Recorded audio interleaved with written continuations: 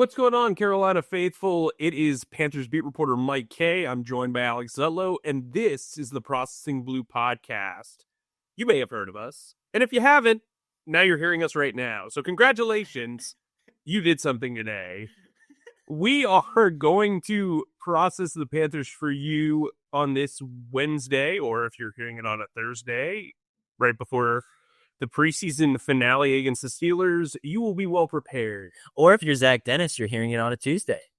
Oh, is today Tuesday? Yeah, today's Tuesday. Oh, man, you'll lose track. We always record on Tuesdays, Mike.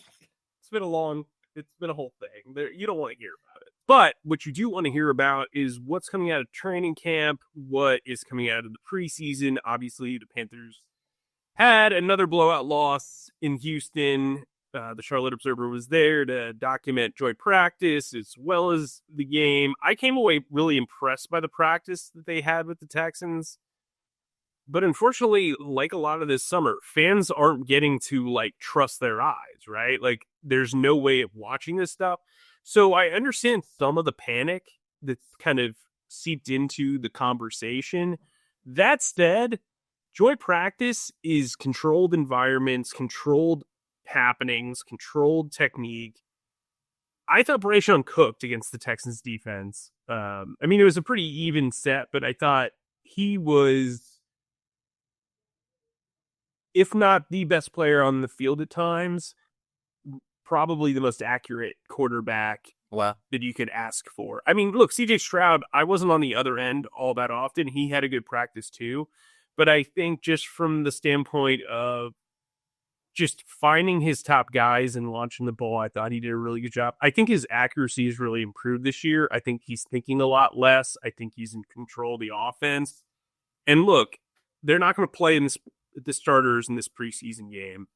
But I think from the Panthers' perspective, if they don't view the preseason as being that important, they got a lot out of these joint practices, not only with the Texans, but in my opinion, they clearly won the joint practice against the Browns. I understand what you're saying about hey guys, don't worry too much. The joint practices still went really well.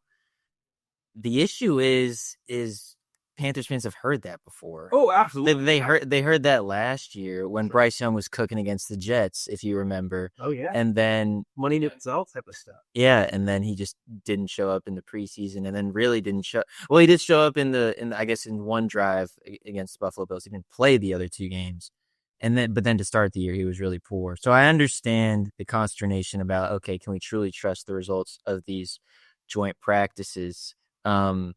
But we've been saying it. Bryce has looked really quite streaky, if not really good and in control. He has been super streaky, and just when he is out there and he's playing well, and this guy can roll with the momentum like the rest of them. I wanted to ask you one thing about the preseason game while you were there, and I know we're not spending too much time on this, but Dave Canales said the offensive starters are going to play 3 series. The first 2 series, the first team offense put on was abysmal. 2 3-and-outs essentially. I think they technically he was shooting for 3 series. Just okay. Yeah. Okay, good note. But ultimately Bryce Young played 7 snaps, but I think they didn't get a first down. They did off a penalty. That's right. Okay. Ooh, that was cute. So. Mike, I'm watching it from afar. You're there. It didn't seem to make much sense to me why you kind of change your game plan mid-game because the offense wasn't playing better than expected. Because the offense was playing worse than expected, then you're not playing them. I just don't know how to feel about that. Yeah, they accomplished negative yards in 2 series. So I tweeted out after that second series, you're going to get a third series, kiddos. Yep. I was convinced, there's no way you're going to cap your preseason on that. But nope, they did. And I think, I don't know, after the game, Dave Canales acknowledged that he wasn't thrilled with their consistency with their technique. But in the same breath said they're not going to play in week 1. He clearly values practice. He has said practice is everything, all that stuff. Has somebody played him a replay of last year? Because they practiced a lot. And I just think like it, I just think I'm not saying like they needed to go out there for the whole half and play, but to not cap it on like a productive note, like your your essential output outside of the one penalty to start the game, which is like, I mean, guys were getting mauled in front of Bryce Young, so he clearly saw it. 3 and out, a hectic touchdown drive that featured an ejection for Xavier Legette and a scramble for a score. That wasn't playbook savvy. That was Bryce Young improvising, throwing for a touchdown, Jalen Coker.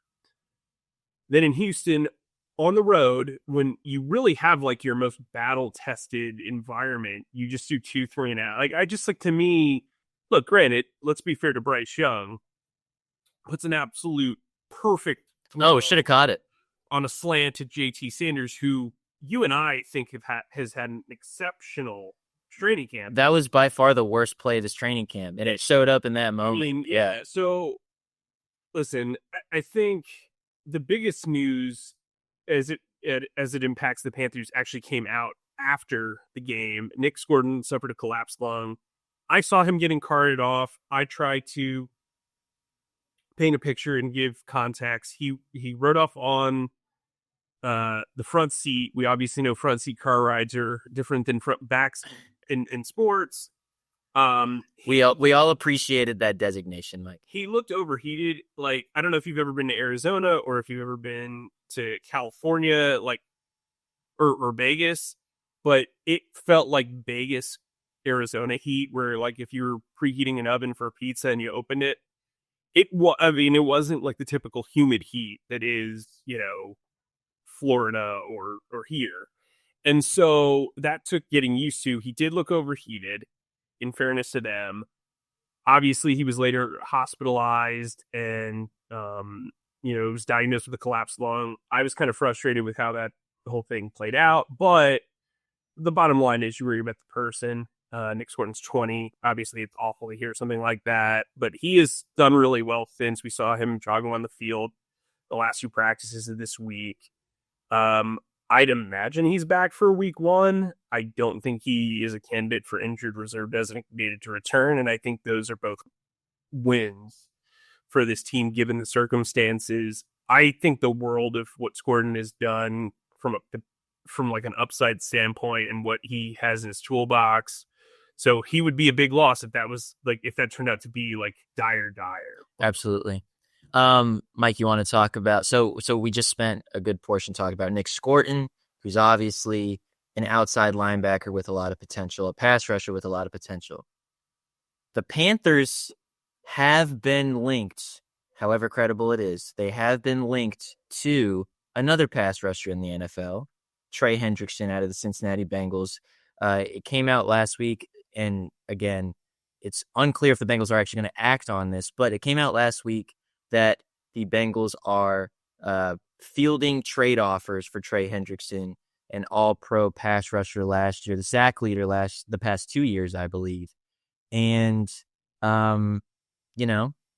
there's a lot to say about this. There's a lot to say about this potential. Panthers fans are interested on if Trey would be a good fit here. We actually did litigate this a little bit during the free agency process. I said that the Panthers would be smart to take a massive swing and go after it. I have a sort of different feelings now that the defense is kind of set and they spent 2 important draft picks on pass rushers. So I feel differently about this, but I still think it's worth having the conversation.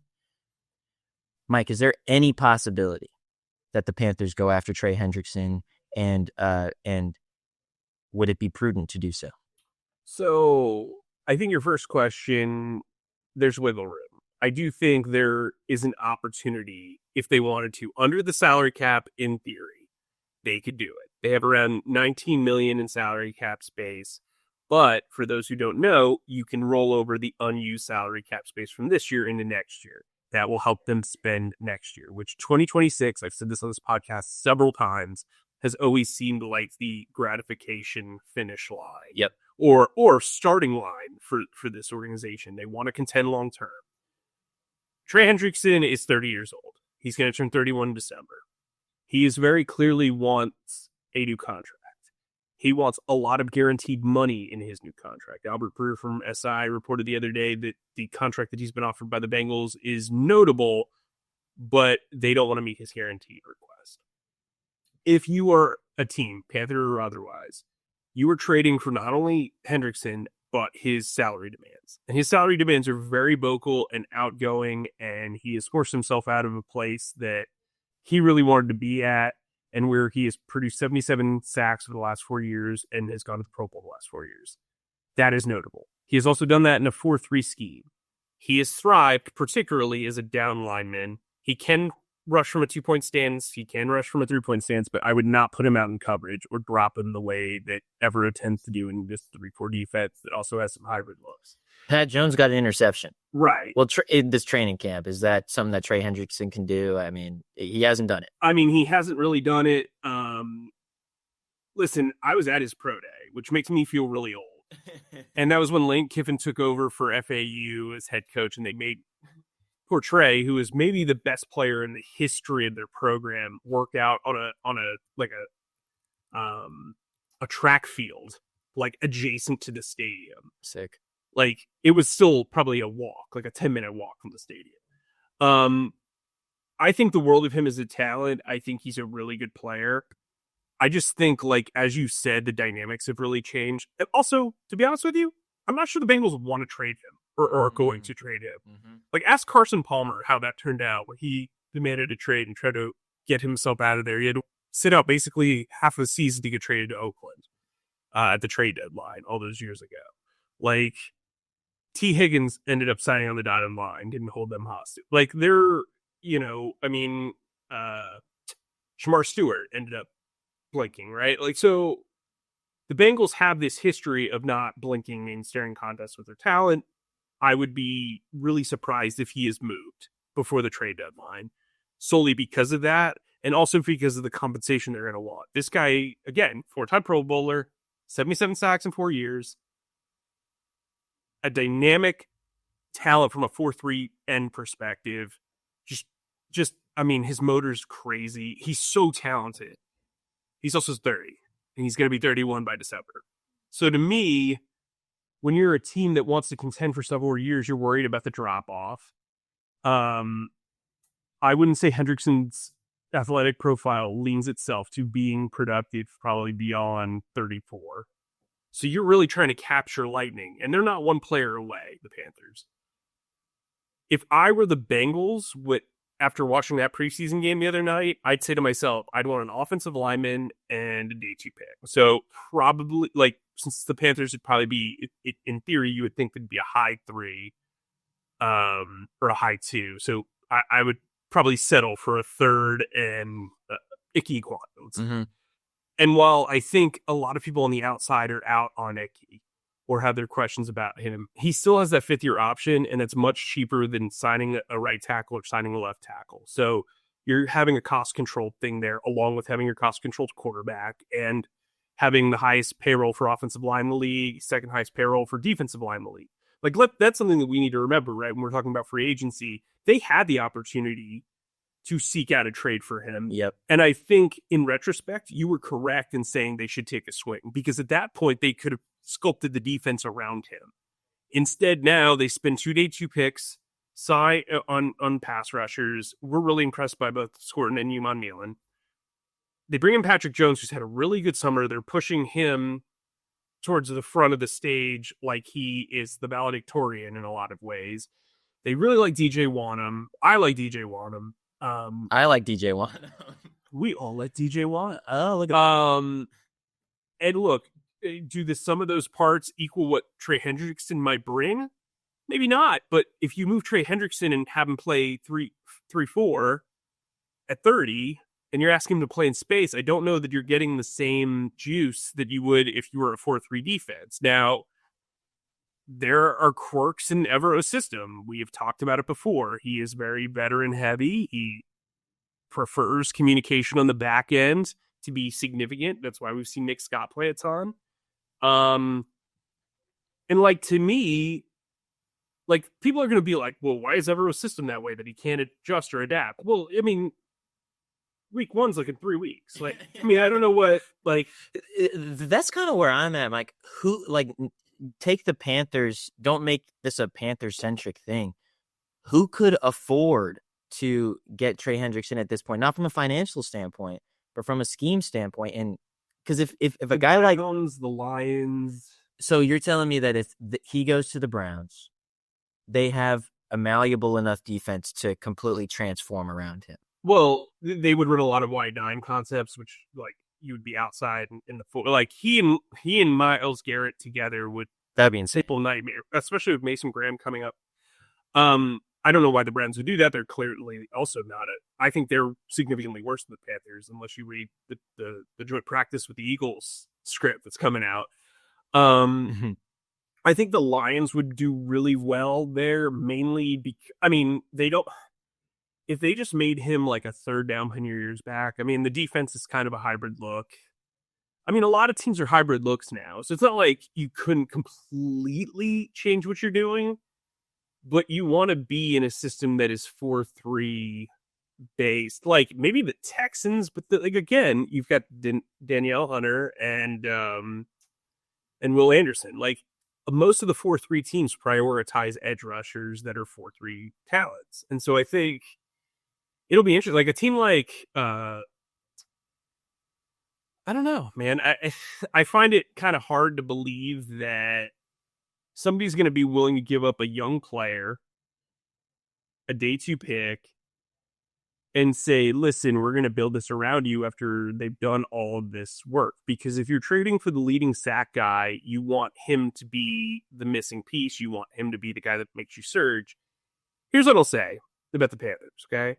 It is abundantly clear that they want to compete long term. They don't want to be like the Giants a few years ago where they surged up and they paid Daniel Jones and then Daniel Jones is the starter for the Indianapolis Colts and they're like in the abyss of the NFL. They don't want that. They don't want a situation with the Vikings where they're constantly going up and down, have to find a quarterback and all this other stuff. This front office has made mistakes. I think Jonathan Brooks is going to go down as a mistake. Whether he plays well or not, recovers from his ACL injury, you're taking a non-premium position, coming off a major surgery. You're making a huge investment there. They clearly were struggling on defense. I understand Renning's a big part of what Canales wants to do. Chuba Hubbard ended up, kind of making that mistake or that blunder better. And again, this is not about Jonathan Brooks. This is about like process. I think you could argue Clowney was a mistake, not in cutting him, but paying him initially and not putting those funds towards this year where they could have had excess cap space and done stuff like that with the rollover. I think like every team has their lumps. Sure. Howie Roseman makes mistakes. He makes considerable mistakes. The great thing about what he does is he tends to overcorrect in a way that he can acknowledge that. But he also has the infrastructure to do that. The Panthers are still trying to establish their infrastructure. And so I think while it's hard to be patient when you've been losing as long as you have, I think having a rational approach, which is to long-term build, makes sense. Again, I don't blame any fan for being frustrated or wanting guys or seeing people trade for really good teams. Here you go. Giants traded for Brian Burns. How well did that work out? Brian Burns is playing great for him. Right, but what are they doing this team? Oh, yeah. The Panthers traded for Stephon Gilmore. Although, if you read the Jackson Dart, news, they are on the come up. But yeah, I know I understand. But the Panthers traded for Stephon Gilmore in the middle of the year. What did that do for them? Nothing. Like, I just think if you can build appropriately, now a lot of this is going to come down to Bryce Young. And I know this conversation is going a little bit longer than we planned, but we got some fun stuff coming up for you. We're going to do our training camp awards, and we're going to rank the rookies the draft picks by how impressive they've been. We're going to draft them. Yep. Anyway, I'll close out on this. People are going to be upset no matter what. And I hate to be the messenger there, and I know I'm normally the one that just is like cut and dry with it. But like 3 weeks before the season, taking a risk on a guy when you're not that close to a playoff. Like you said a couple of weeks ago, 7-10. And I said 8-9. that's not the time to trade for a pass rusher. Mm. Especially when you've just prepared your entire summer and have done all this. You can critique Evero all you want. That's not ideal for any coordinator.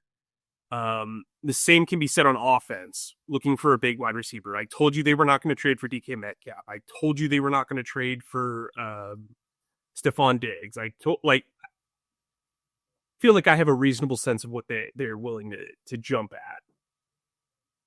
Now, I'm sure we'll eventually get into Micah Parsons. And that is one that I would exponentially say, heck yet. That makes sense. He's in his mid-20s. Mike, we don't have time. We don't have time for that. We don't have time for that. Podcast is Zach's writing sonnets over there to distract himself. Let's actually get into the fun stuff. Let's get into the stuff.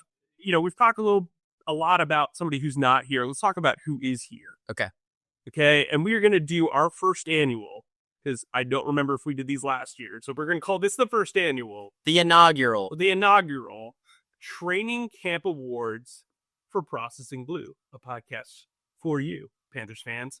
All right. So Zach has created some wonderful lower thirds. We're going to get into this. We're going to provide a little bit of commentary. Alex will explain why we chose our offensive MVP. I will explain defensive, and we'll go back and forth. These were awards agreed on by the two of us. Zach was supposed to be the tiebreaker, but we really didn't have a lot of disagreement here. I know that's bad radio, but that's why one of us will kind of talk about each guy. So let's start off with our offensive MVP. Got it. Okay, let's start with our offensive MVP. Mike and I, as Mike said, we've discussed several of these guys, and the goal of this training camp award session is to reflect on the players who've had the best training camp, not to assess who is going to be the most valuable during the season and stuff like this. This is about their best training camp. We love a good what do they call it? A qualifier? Yeah. Well, a qualifier, but like a rubric. Yeah. Okay. We do love it. Trying to get you to talk more, so use your vocabulary. Offensive MVP candidates that we came up with: Bryce Young, JT Sanders, tight end. We've also thrown in names like Chuba Hubbard, stuff. The choo-choo train. But we did ultimately come up with Jatavian Sanders as our offensive MVP for training camp this year. And that is because ultimately he made the biggest jump out of any player from 2024 to 2025. And yes, rookies to their second years are going to make that jump if they are going to make one. Some have slumps, some have jumps, and he's clearly on pace to have a jump. But just the way that he came back so fit, came back fast, he came back sharp running his routes. He really stepped up as well with Tommy Tremble out on the physically unable to perform list with the back. Dave Canales told us today that he is trending to start week 1. But does that mean that he's tight end 1? Just like off the cup? I don't think so either, because JT Sanders has had such a good camp. Mike, and clearly you agree. I mean, I think even as much as his play has been impressive, his body transformation, like coming out of Texas, he was kind of like one of those rookies where you're like, okay, he's just going to do this off talent, huh? But he was really taking it seriously, lost a ton of weight, looks terrific, and is still blocking relatively well. So let's get into our defensive MVP, because this was a pretty highly contested thing. Shaw Smith-Wade, straight out the gate, was number 1 by a country mile. And I think as training camp went on, guys kind of separated themselves and moved up and all that stuff. It's like when you play that game where you're shooting into that like hole with the water gun and and then oh wow, hey, I got a millennial reference. Oh, he got a carnival. He got it, Zachary. And so Shaw Smith-Wade was in contention. I think Mike Jackson's had a really strong camp. We obviously didn't get to see him much last summer because he got traded like a week before the final preseason game. But the guy that we kind of nailed on, and I think a lot of people have kind of lost the sauce here. I mean, if you've been reading the Charlotte Observer, you know for a fact that we've highlighted this guy several times. Trevin Wallace has done such a good job as a blitzer. It's been so apparent that he understands how to move in space. I think he's had a really good camp. I don't think Christian Roseboom has had a particularly strong camp, but I think Trevin Wallace has played particularly well. I think he missed out on the joint practices against the Texans for a personal reason that we haven't delved into. But like, I think for the most part, he's like held his own. He looks the part. I think last year he was kind of in his own head. This year it looks like he's playing fast. It Canales has said as much. And I think he's a guy that's been, if you just like let him lose as the athletic inside linebacker while Roseboom plays the thumper, I think Wallace will be set up to succeed. I don't think he needs to be that green dot guy. I think in order to be successful, he has to play true will linebacker like and just attack. So we both felt really good about that. Yeah, he's the amount of sacks, and I'm putting this in quotations because you're not supposed to hit the quarterback. The amount of quote unquote sacks that Trevin Wallace has gotten this camp is pretty remarkable. And he's another guy who's stepping in for Panthers players who was injured. Josie Jewell obviously exited or was released from the team at the beginning of training camp dealing with concussion-like symptoms.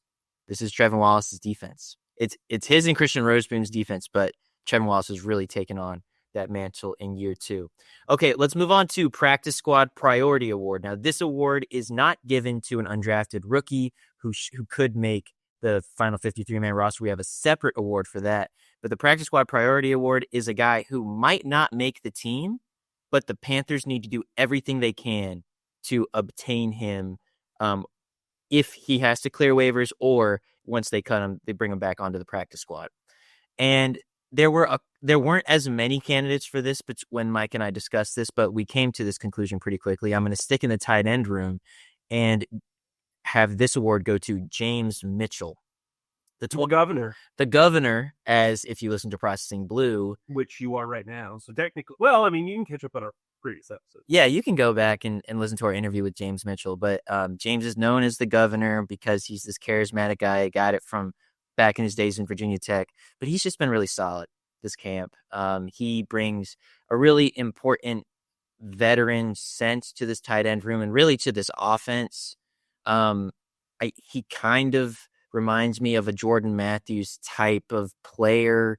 Not quite the same presence because Jordan Matthews was this like sage, like father in many ways to this offense, but into the special teams group.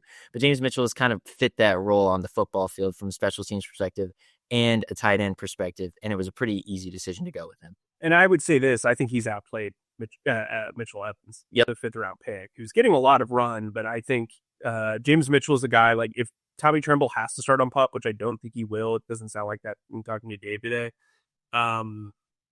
he would make a lot of sense. But also remember, you can elevate 2 guys from the practice squad each week, so this would allow them to elevate him. The only thing that I'm concerned about with him, if you do cut him, he is subject to waivers, and tight end depth has been kind of lax. We saw the Texans trade for a tight end with the Eagles and Harrison Bryant, so like that's kind of what it's worth. The other names that I would drop in there, Amani Bailey, the running back, has been really Oh yeah, you really like him.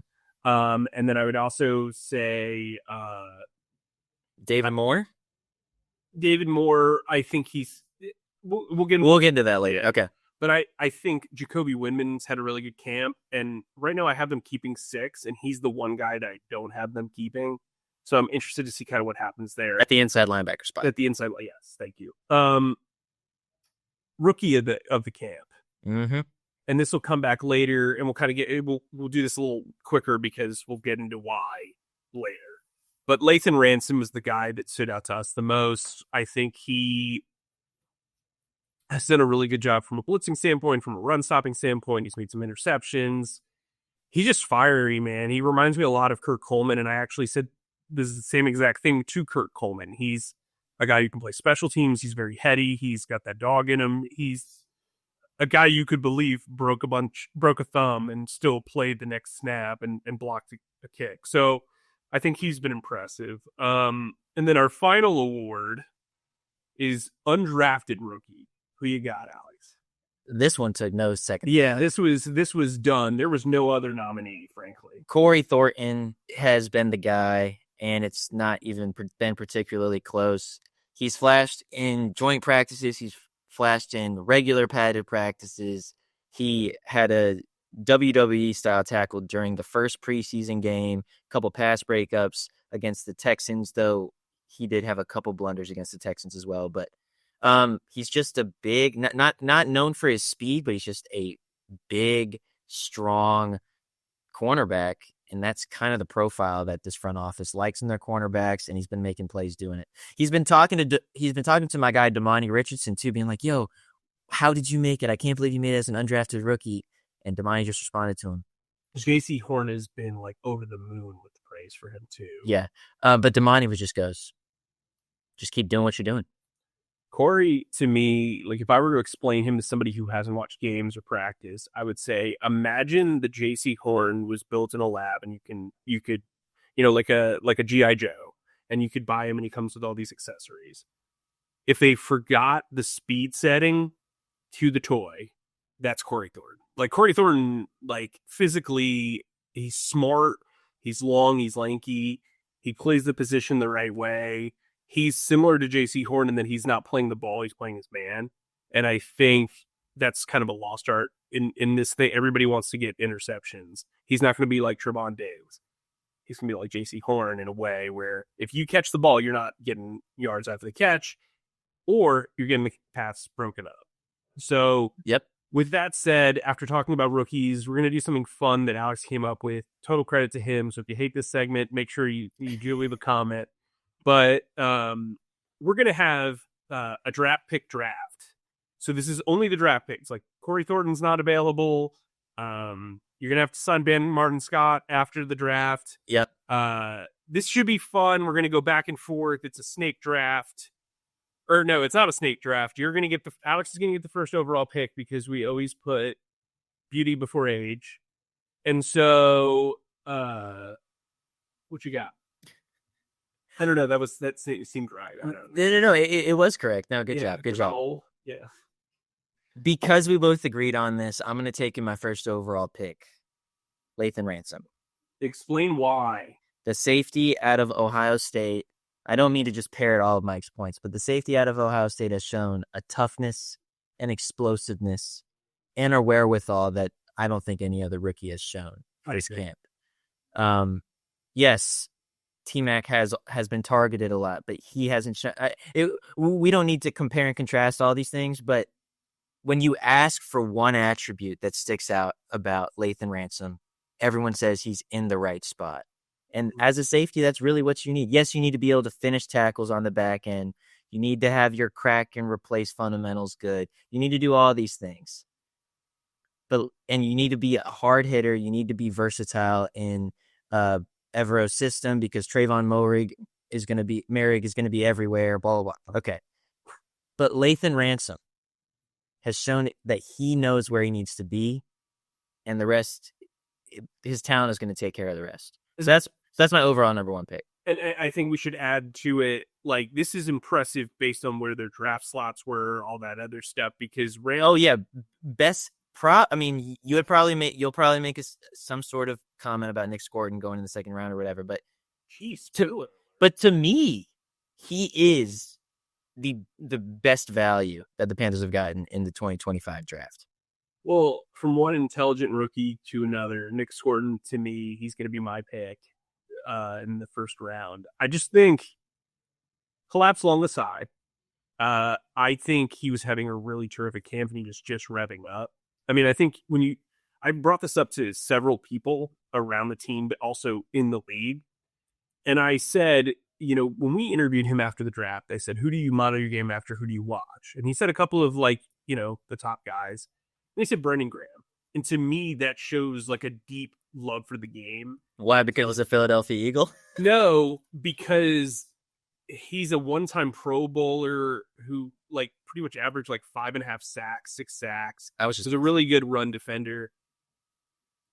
I mean, I covered him. He was wonderful. He's a wonderful human being. But I think that speaks to the level of desire to be good when you don't just follow the greatest hits and you follow a guy who's a journeyman. And really, the sack on Shadur Sanders was like right out of the Brandon Graham pilot light playbook. Like just an insane motor. He's the guy who famously forced the fumble on Tom Brady in Super Bowl 52. Like I think that's impressive. And he doesn't turn 21 until a week from now or so.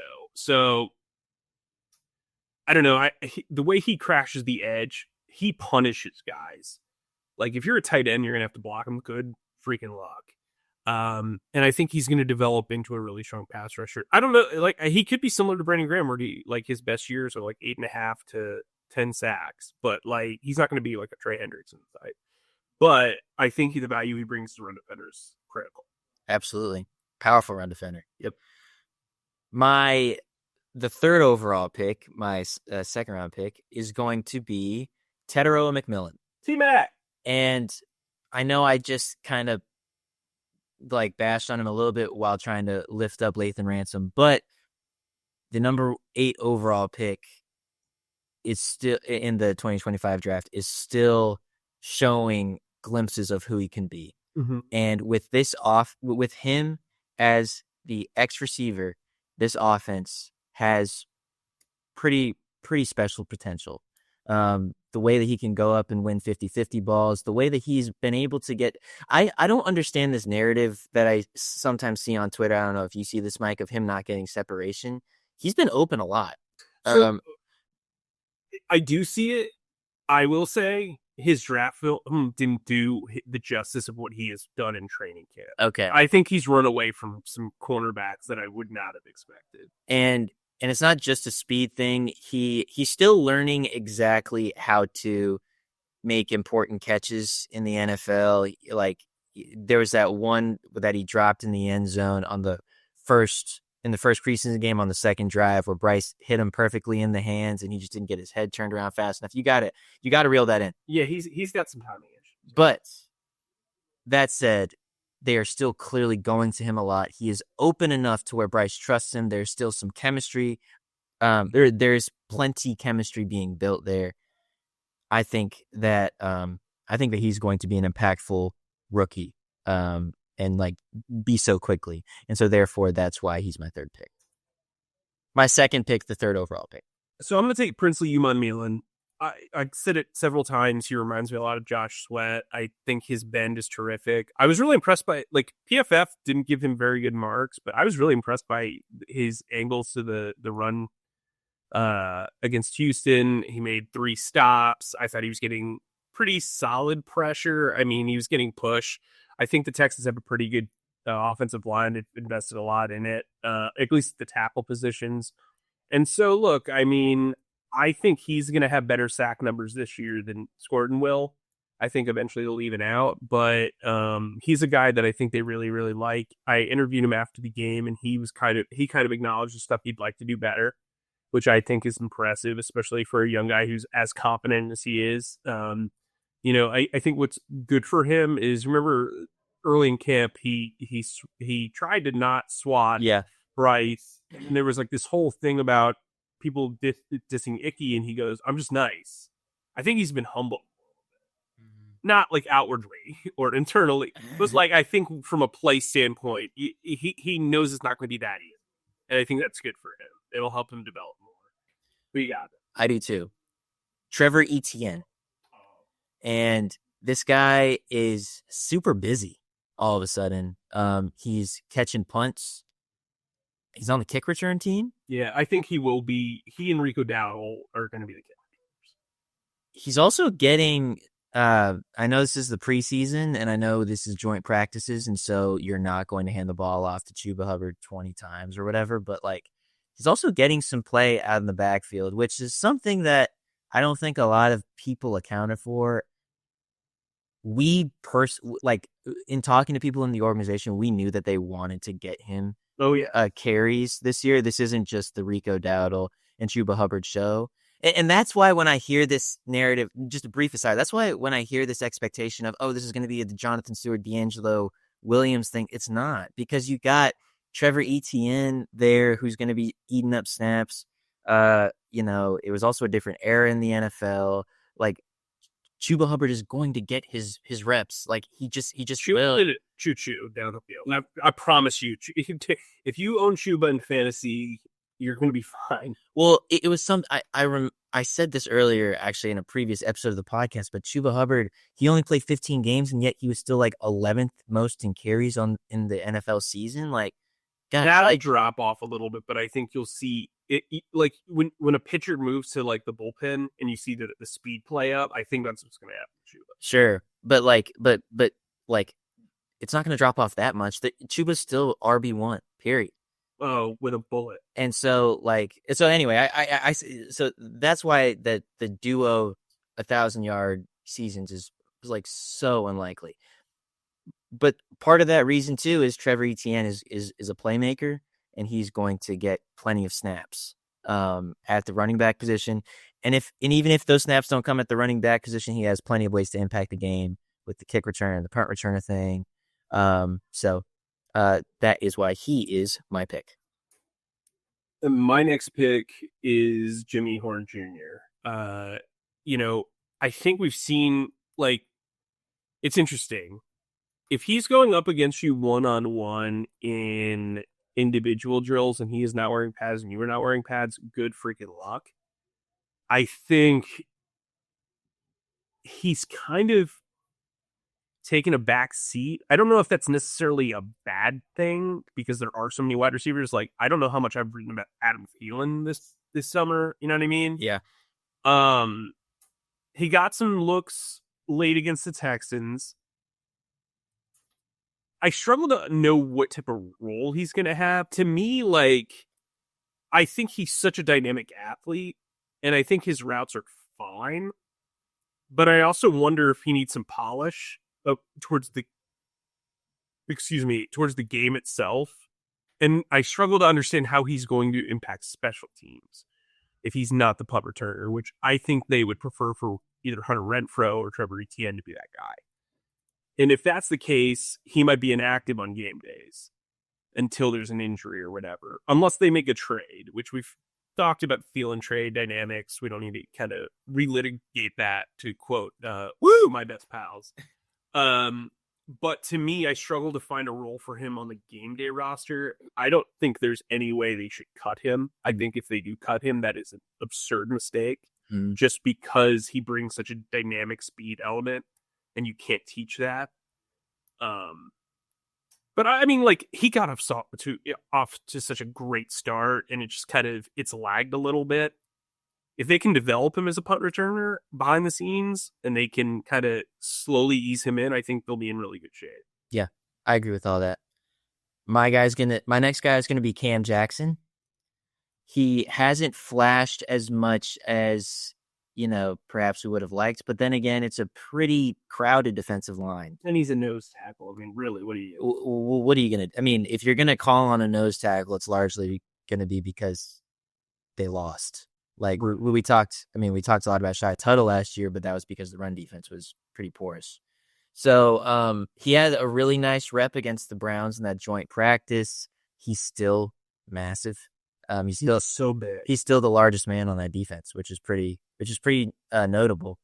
So I'm taking him off potential. He's another guy who I could see inactive on game days to start.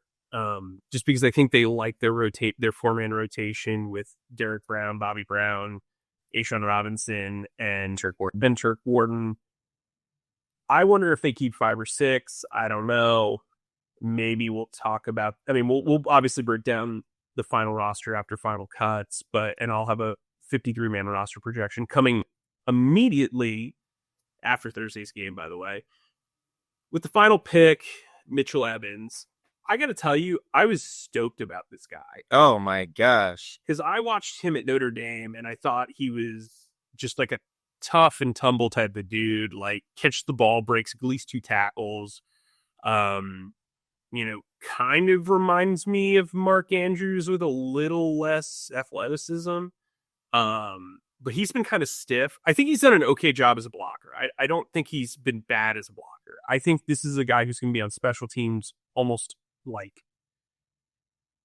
as his only job. Whether if Tommy Tremble is active in 2 tight end sets, it's Jatavian Sanders and it's Tommy Tremble. I think from a pass catching standpoint, I've been kind of underwhelmed.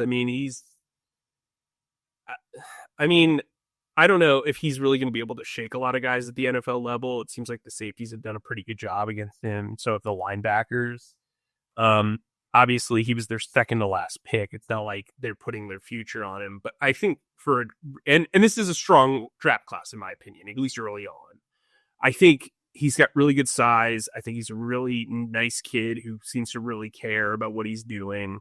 He's still kind of got to learn the ropes there. He does have a quarterback background, so he understands offenses pretty well. But I think this is going to be a slow burn for him. And I think where he can kind of start and develop is on special teams.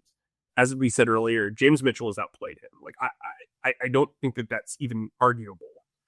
And so that's where you're like, do they keep 4 tight ends because James Mitchell and Mitchell Evans can both play special teams, but Mitchell Evans also has offensive experience and can play there. Oh, and you've got Tommy Tremble coming off a back injury, and you don't want to just be stuck with Sanders and Mitchell Evans. But now that we're seeing like Chandler Zavala not out anymore, and like their offensive line, I like Jared Kingston too. I like what I saw from him in the game. So it'll be interesting to see if they keep 9 or 10. Depends probably on what happens with Damian Lewis. But with that said, that is our award show. That is our first ever draft pick draft, I guess is what we're going to call it. What else you got to add? Dude, what a training camp. Fun. We did it. It's over. It's our third one together. It's our what feels like our billionth day together. But whoa.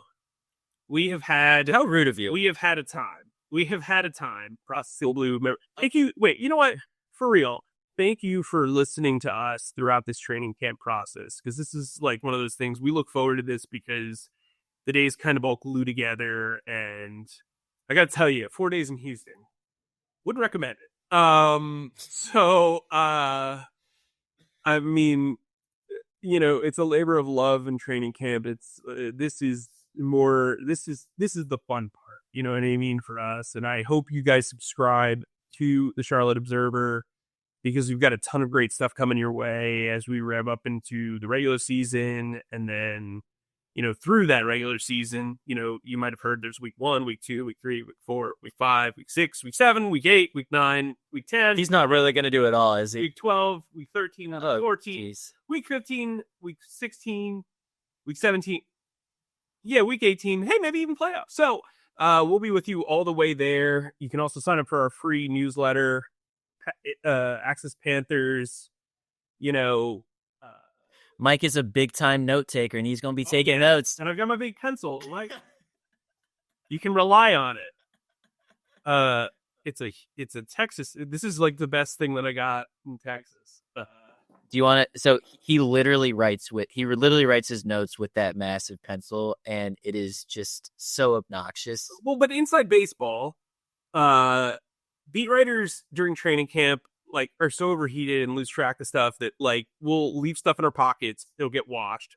My problem is I never forget to take pens out of my pocket. I've ruined my wife's clothes. I've ruined my clothes. I've ruined sheets. You wear your wife's. No, I know. You family. I've probably ruined some of my kids' clothes, but I also lost 10 pens in Houston. And so when I saw this huge pen or pencil at the airport, I was like, wow, this is kind of practical. I can try to use it. It does weigh a lot, as Alex will, you know, I mean, if you get hit with this thing, it hurts. But I also get to work on my baseball swing at practice, which was really nice. And it's great, Mike. You ready to go? I was ready like 10 minutes ago. But, you know, we got to close strong. Go for it, Alex. Thanks, as always, for listening to our pontifications on all things Panthers with Mike Kaye and myself and our wonderful producer, Zach Dennis. Please subscribe and follow us on Spotify and Apple Podcasts or wherever you get your podcasts by searching Processing Blue.